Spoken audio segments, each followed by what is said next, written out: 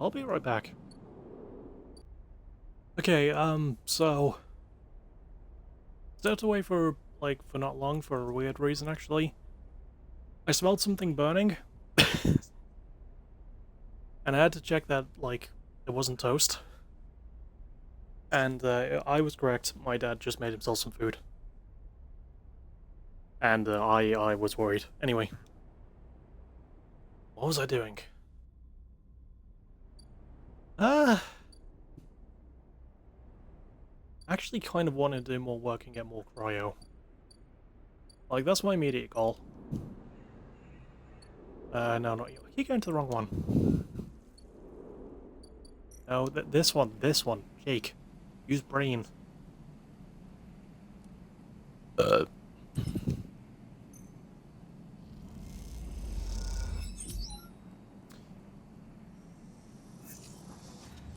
Smart decision.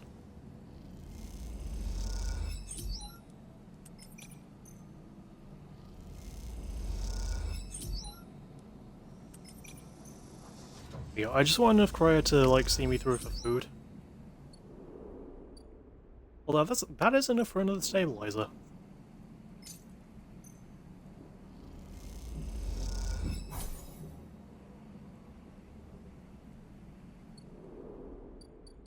I'm good with that.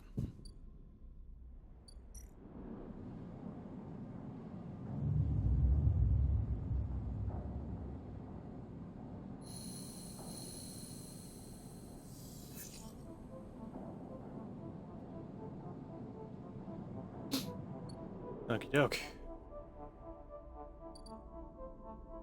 Oh! It's ready now. I'll get to you soon, Peak.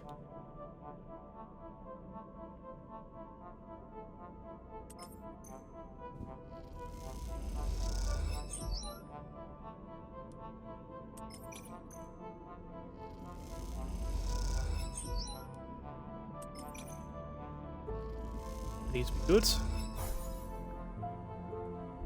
And awesome.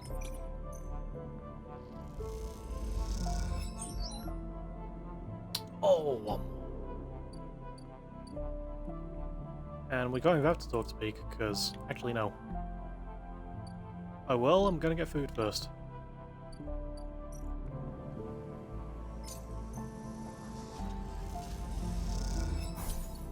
Okay, now let's talk to them.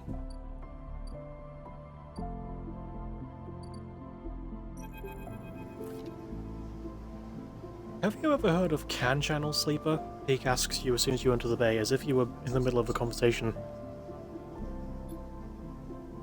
There are heavy circles under their eyes, and you aren't sure if they've moved since you last visited. The console they're working at seems to have grown too, shadowing their slight frame in a wealth of screens and wires. Can? You mean for transit? I'm assuming that's what that is, but I've never heard of it. Like, in this game. Yes, Oh, I was correct.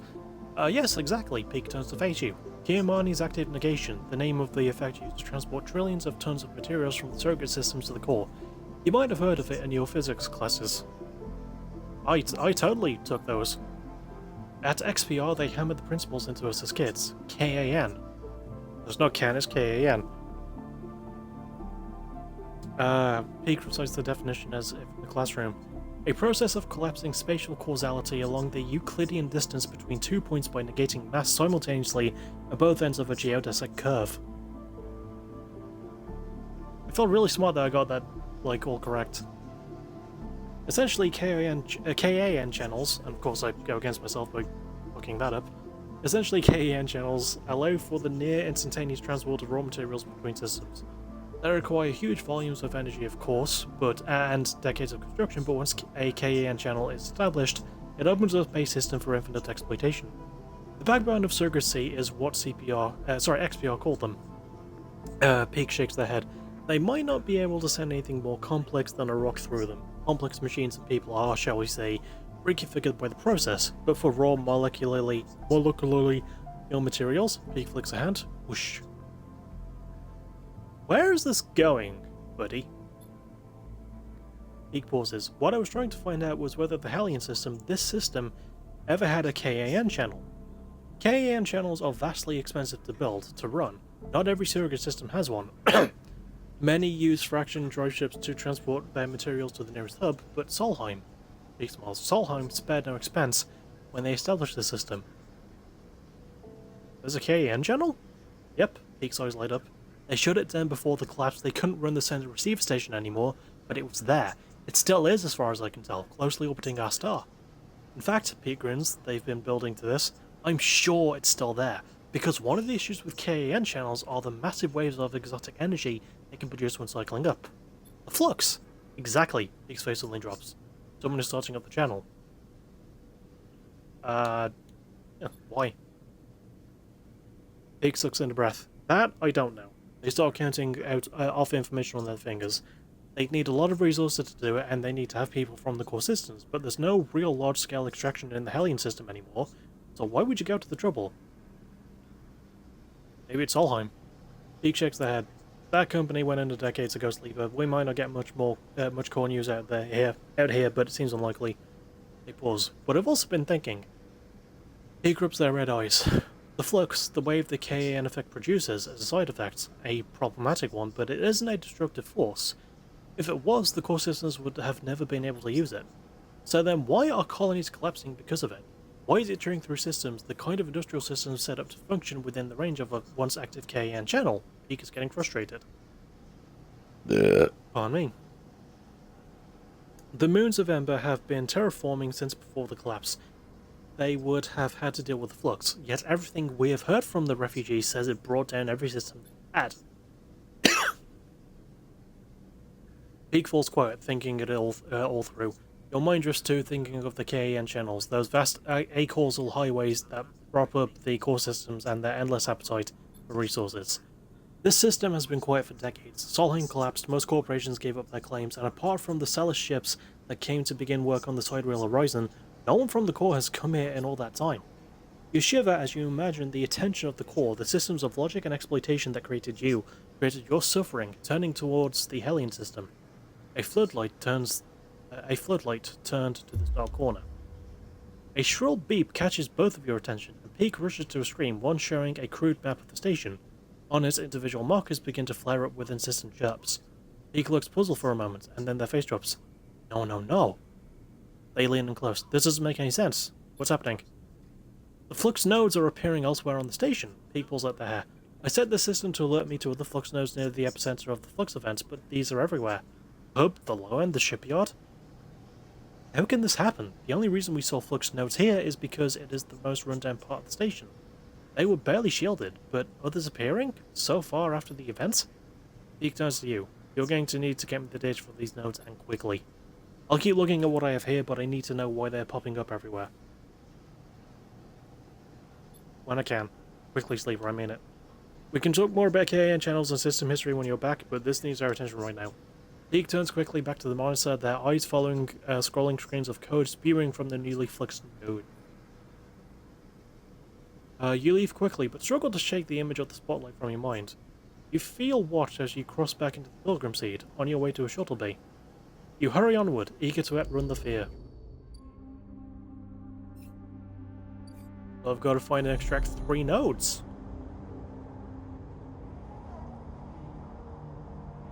Oh, I can't. I don't have any dice.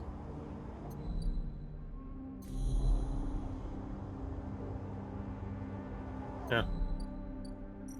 Well, let's see if they would be, like, back across the other end.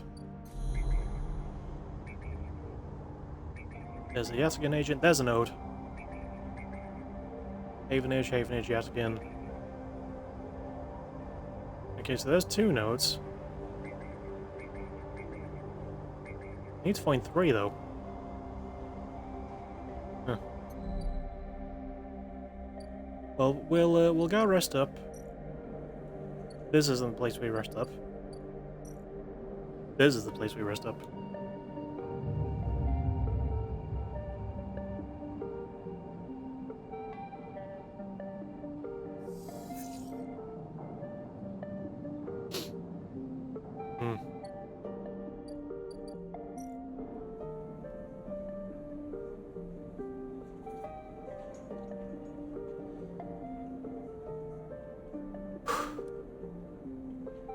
I'm gonna save my dust, actually.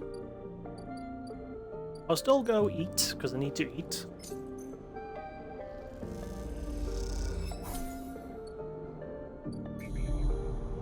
But yeah, I'll save my dice for any nodes. There's one.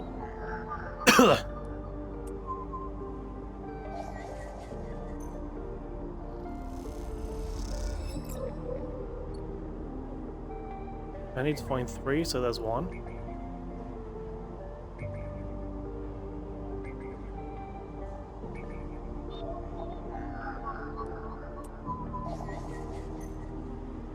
There's 2.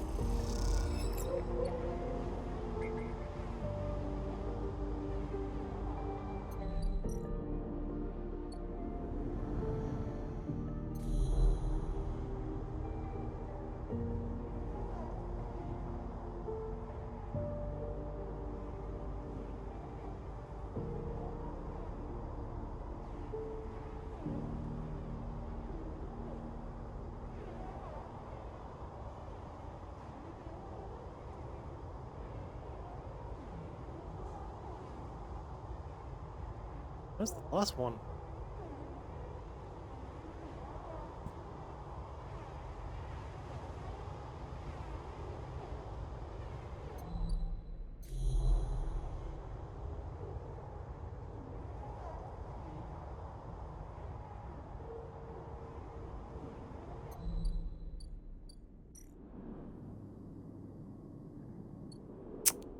Dang it. I mean, let's see. I doubt this will do much. No, I'll have another check back on the rim of the eye. It's gotta be somewhere, right?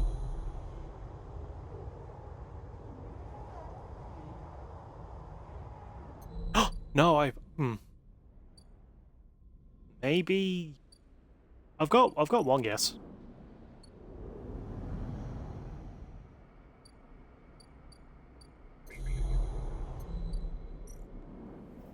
I think there's nodes up here, right? Booyah!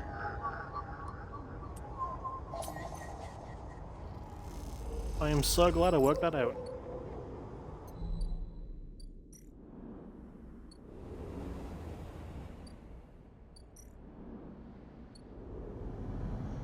Hey Peak, I got your nodes.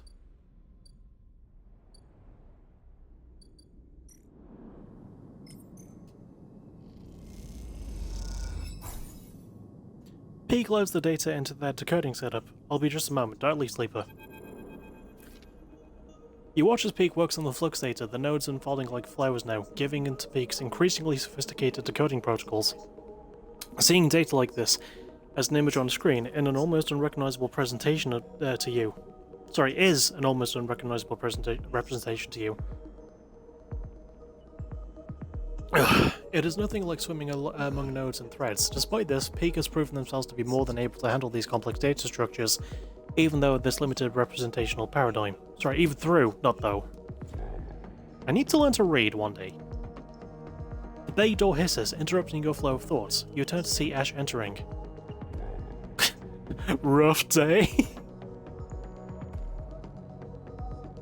Let's just... Ash!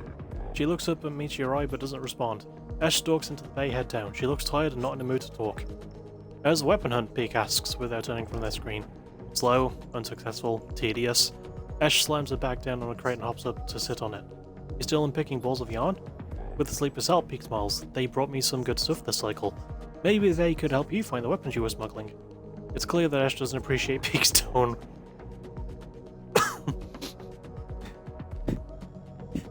He's done with the shit. Sorry, their shit. I used the wrong pronoun, I apologize. Don't Havenage have them? Yep, Ash replies, at least until I find where they're keeping them. Ash, Peak cuts in without looking away from the console. That's not a good idea. This is my mistake, Peak, and I'll fix it how I want. Ash folds her arms. Havenage just lost the cord, and equipping them with weapons is not something I want to have been responsible for. He holds up a hand. Shh! They lean in towards the screen. Son of a... What? They hid it in the wake of the wave. Peak is whispering to themselves. It's alive. They lean back in their chair. Ash crosses over to look at the screen. Alive? Well, it's growing, it's processing, it's quietly working away in the dark. Look. You cross over to the screen and stand beside Ash. In it, you can see that Peak has all 4 nodes decoded, and the pattern of shadows from inside them sit on the screen like dark stains. Then you notice it, the movement. The thin threads cross from one stain to another. As you watch, you notice that the movement only ever happens in your peripheral vision, as if this thing, the shadow, knows that it's being watched. This is how the other Flux nodes appeared, Peak rubs their eyes. They weren't fluxed by the wave, they were corrupted after the fact. This thing, this shadow that entered in the wake of the wave, it corrupted them. But it made the corruption look like the result of the flux. It's a sleight of hand. Peak runs a hand through their hair. The flux wave is so massive, so complex, that it opens up the systems to be attacked. As it reconfigures exposed systems, this shadow is broadcast in and planted inside. Sorry, this shadow is broadcast in and planted inside. Yeah. Slightly botched the delivery. The way from the KAN channel, it is a brute force wave hitting every system in Hellion. Once the systems are vulnerable, Peak looks pale, their eyes reflect the screens. The flux isn't what is attacking the systems, it is the siege weapon. A Trojan horse. Then this thing takes over, Peak sits back in the chair. And it's already on the eye. Wait. Ash rubs her forehead. You're telling me that there's a KAN channel in this system? Shit, Peak isn't listening. This is bad, we have to take this to someone. Peak looks desperately at you.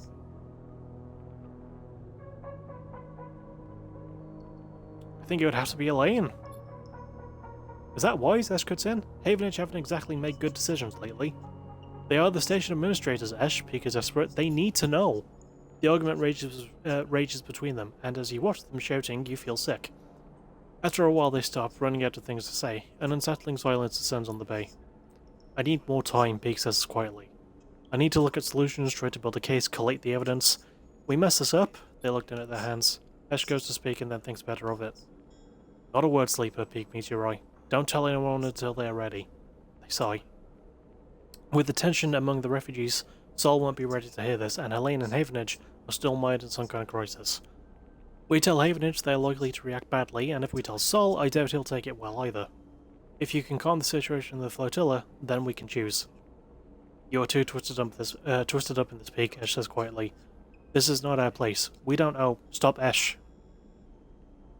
Peak slumps in their chair. Stop. You leave them like that, exhausted and troubled, and head back out into the Pilgrim Seed. When you close your eyes, you think of those shadows, that movement at the edge of your vision. Something dark, growing in the station like a parasite. You feel sick, your vision blurs. What comes next? You stop in a corridor and take a breath, putting a hand on a rumbling metal wall. For now, the eye keeps spinning. For now.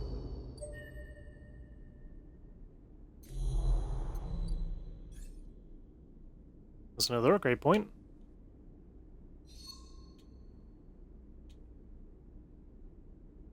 I don't have enough to spend it on.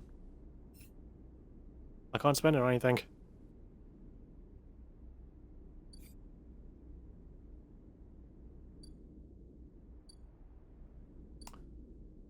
Yeah.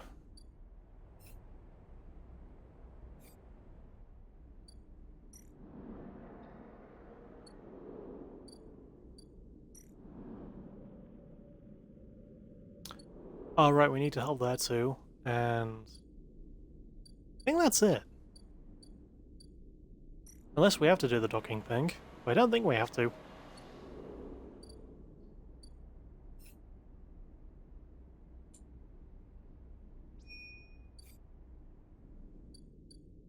Oh, we do, right, okay. Oh, turns out turning that on really does help.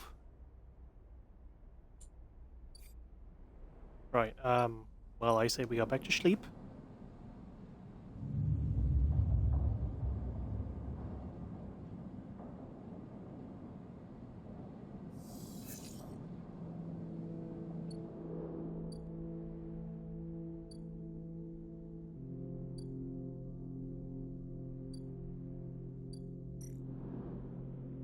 And we top this one off.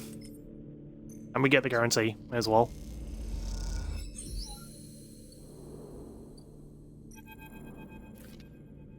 You and Arky stand side by side at the viewing window in silence. The dust swirls and you glimpse the twisted root systems of the Sept Silk through the ochre haze. After all these cycles, you feel a strange connection to a world on which you have never set foot. Sorry, I haven't been super well this week and I've been coughing a lot, so I should have like put that as a heads up at the start of this recording session, but yeah. Aki shifts from foot to foot. She seems restless, eager to speak but unsure of what to say. Oh god. Well now my batteries need changing, so I'll do that really quick. The dust houses look good. Aki smells at you only. They do. She pauses and then turns back to the window.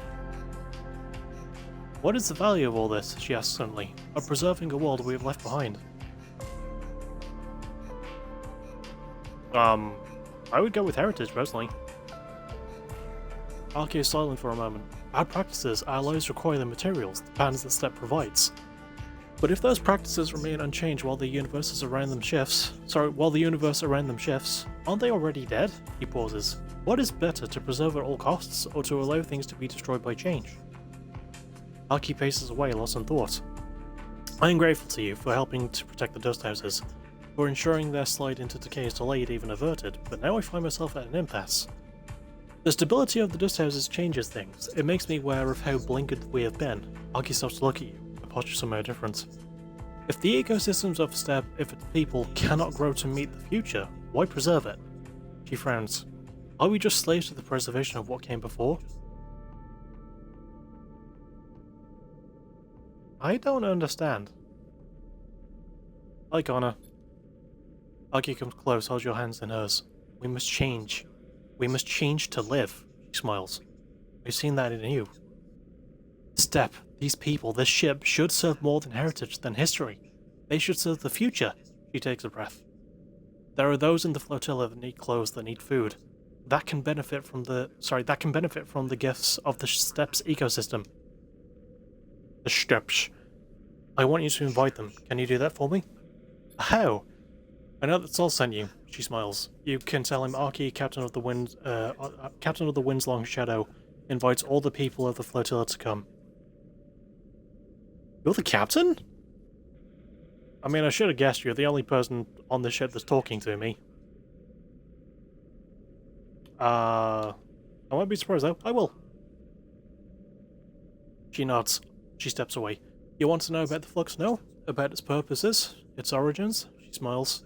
You wish to protect your home as we cannot. I'm afraid I don't have much to tell you. It is an exotic wave of sorts, an energy that passes through matter. It shifts the very charged particles which run through our electrical systems. It is possible to shield against it, as you would radiation, as we've done with the dust houses, but only while it is weak. The Flux event here was much like the first ones we felt on Ember's Steppe, localized, destructive, but bearable. But in time its strength grew. I don't know if it will be the same here, but... she pauses. It is coming from the center of the system, from the close orbit of Hellion star H1. That is all we could uncover. She's silent for a moment, unsure of what to add. I'm sorry I cannot offer more, but you are always welcome on the ship, she smiles. I hope I'll see you more when the others come. She squeezes both your hands. I hope this ship, these dust houses, can be more than a museum. I hope that they can be a home. With this, she turns around and leaves, and you feel that word home resonating within you like a struck bell.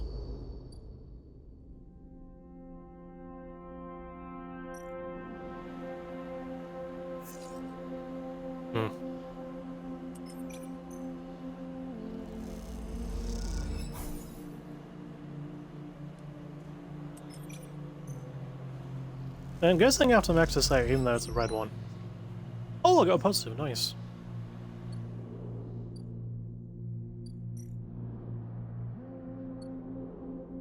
Hang on. Steppe, Song, and Hearth.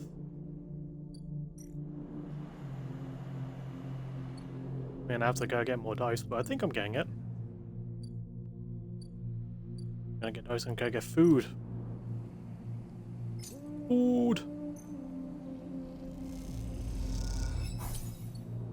Food. Wonderful food.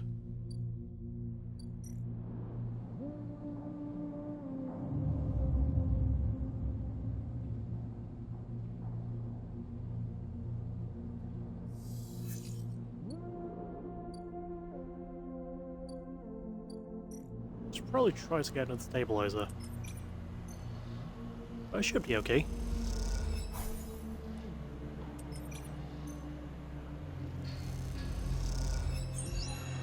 Hell yeah. Docking Actus. Ember's Song Flotilla Hub. There is a loose crowd around the supplies you have unloaded, and a tense mood brewing among them. You sit nearby on the edge of the shuttle's docking tunnel, resting. Further away, crews from Ember's Song continue their lives as usual, coming and going, trading, discussing.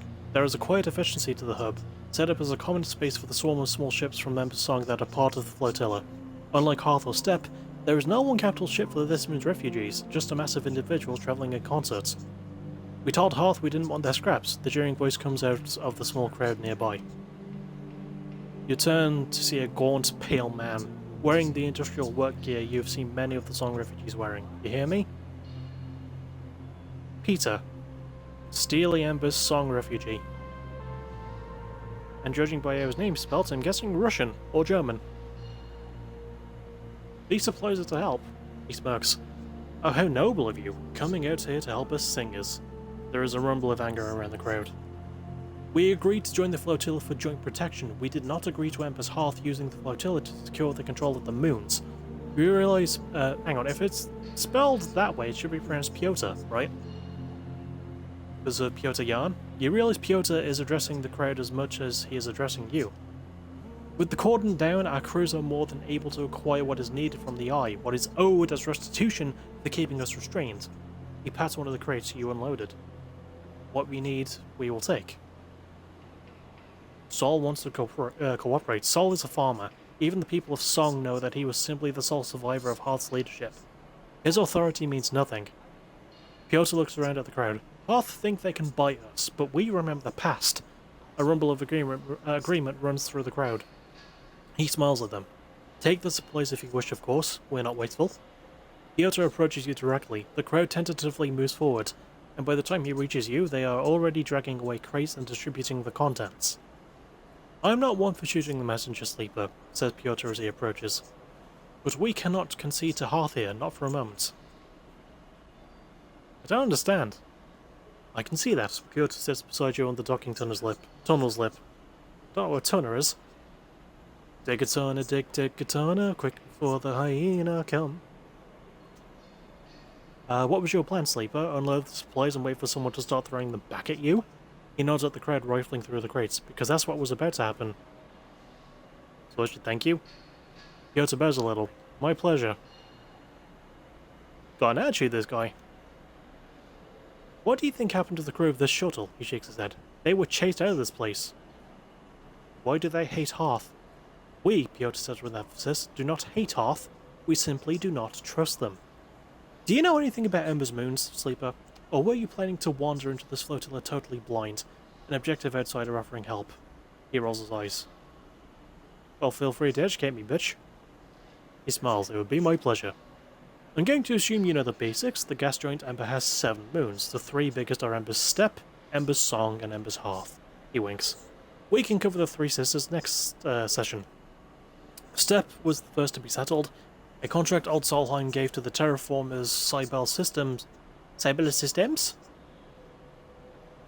I think it's French. When they first claimed the Hellion system. That's way back when. Steppe was the testing ground, and like most testing grounds, it didn't turn out too well. A partial atmosphere slowly slowing off each orbit, a dysfunctional ecosystem, and a whole load of dust-clogged settlers. I almost said shelters. The place is a miserable desert long past its best before date. So Cybele moved to Hearth, where they redoubled their efforts. The subsurface ocean and some balmy tidal heating helped, allowing them to build a real atmosphere, a real habitable world. A fact that the typical Hearth colonists won't ever let you forget. How did Cybele achieve such a thing, you might wonder? Well, that's where we come in. It's the same old rule of surrogacy, the one humanity built our universe around. Piotr claps a hand to his chest in mock pride. My moon, Ember's Song, is a sulfur-soaked rock covered in volcanoes, tidally heated by its inner orbit to sweltering temperatures. Exactly the kind of crucible you need to fuel a terraforming project. Energy, industry fuel, Song provided the raw materials for Hearth, Piotr says, willingly or not. And the crucible requires people to run it, us singers, born into a flaming pit and asked to stoke it so others might live in a paradise in the making. That's what we've had to endure until Solheim brought everything down. Pyotr rattles off this speech from memory, and you wonder how many times he has delivered it.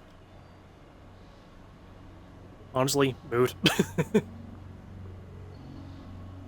No Solheim, no contract, no Cybele, and no Cybele meant 3 moons suddenly independent. Pyotr shakes his head. It was a war, Sleeper, sometimes hot, sometimes cold, and unsurprisingly, Hearth and Steppe came out of it better than us. Yet, Pyotr holds up a hand, they need us, Sleeper, always have. And so we are the linchpin, we are the center around which the moons orbit, not swirling ember. We've resisted takeovers, sieges, and expansions, and now we will resist this. Half the people on these ships think that the flux was caused by Hearth, intentionally or otherwise, and I have to say, some cycles, I agree. But before you come here to hand out supplies like a good soldier, maybe educate yourself. You abandoned song. Go to bristles. I want you to imagine what it is like to try to live on an airless volcanic rock when every system that sustains you starts shutting down. He spits and wipes a sleeve across his mouth. We abandoned nothing. Some stayed, others left, but we will reclaim Ember as soon as the flux fades, or ends. We've weathered worse. Don't you need the supplies? As I said, we'll take what we need when we need it. Come on, don't be a fucking idiot about this. Let me help you. Judging by the shadowing, I don't know if he has a buzz cut or not. Pyotr stares out into the Axis. There is no authority that we recognize here. I won't keep you from the docking Axis, Sleeper. No one here has the authority for that, but watch yourself here. Try to remember that the Eye is just another in the long list of people who have tried to control us. You're too stubborn. Stubbornness, I've found, is a quality in these times. He sighs. Look, we are many, and we have many needs. Ships come to this docking Axis for repairs, for acquisitions, for friendship. You can provide these as well as any singer. If you want to help, help in your own time. Help in your own name, Sleeper, not in that of Hearth. Pyotr shakes his head. Carry that name here, and you will lose all trust. Be as we are, act in your own name alone. Be as we are. Act in your own name alone. Pyotr puts a hand on your shoulder and stands. I hope I didn't just waste my time here, Sleeper. And with that, he walks away, back to the shrinking crowd that is distributing the last of the supplies amongst the crew's parents. You watch them pass the food and water between them. No signs of conflict between the crews, just a careful distribution of resources. Pyotr chats with a few crews, each of them casting looks in your direction, ones that reveal little about the singer's intentions. You stand. It seems the tensions of the flotilla run much deeper than you expected. This won't be easy. Oh fucking shit.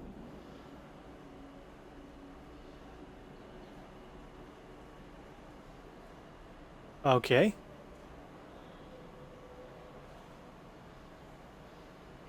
Supply spores. One of the ships is trying to establish a mushroom farm to help feed the crews. They are looking for spores to get them started. And ship mine replacement. One of the Singer crews is looking for a ship mine to replace their flux-damaged core. Maybe you can help them acquire one.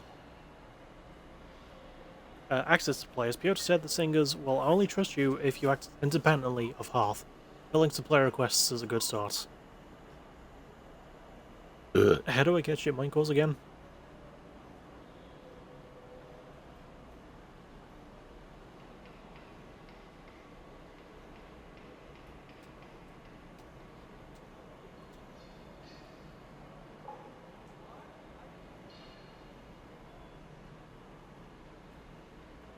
Oh, okay.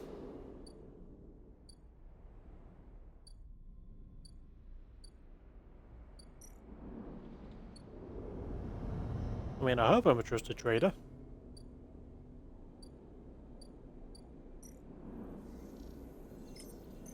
Wonderful.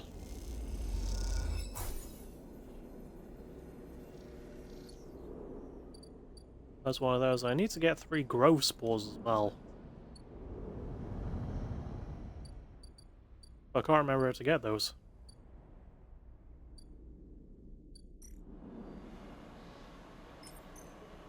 Is she cool?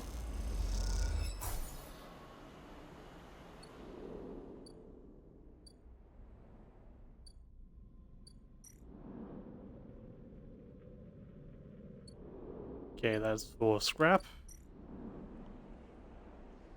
Yeah, so hyphen members, I'm not really, like, worried about that one. Oh, this is how we get spores. Really? You give me the worst... Alright.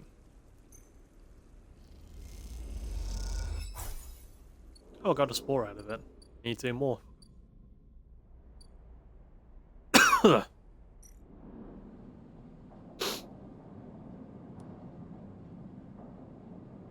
Oh yeah, I can't do that.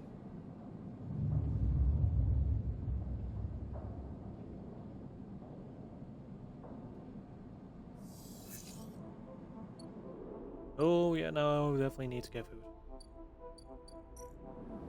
Food. Food. Oh, I forgot about the... So I don't need to spend, dice, do I? Because if this works... Yeah, okay, I don't need to spend money.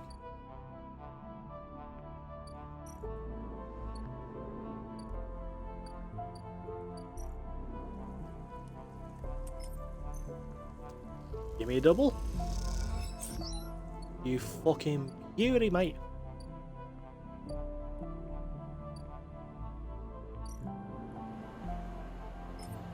There's one. Oh, there's the other.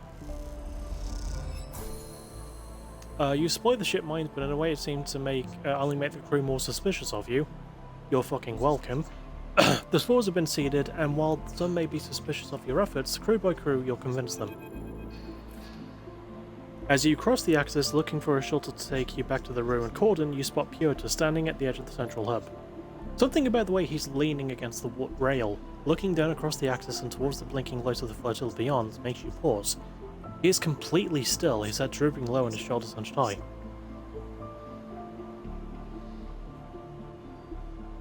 Approach?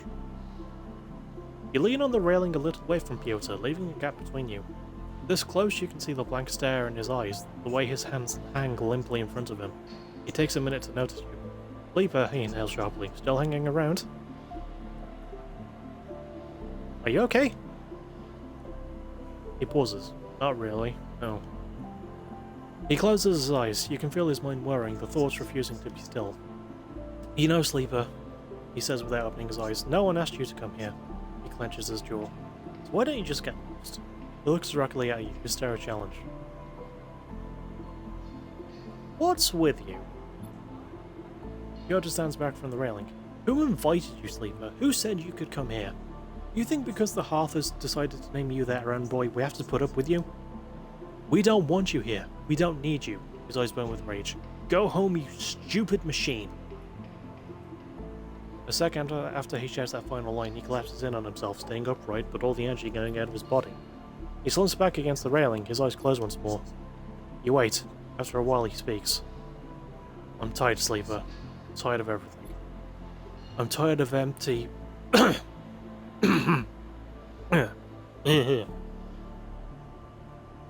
am tired of the empty paternalism of Earth. I'm tired of the paranoid whining of the crews. I'm tired of endless cycles that look the same, smell the same, and feel the same. I'm tired of running, of hiding, of fixing every shitty thing that breaks out here. His shout echoes a little in the hub if you stop to look.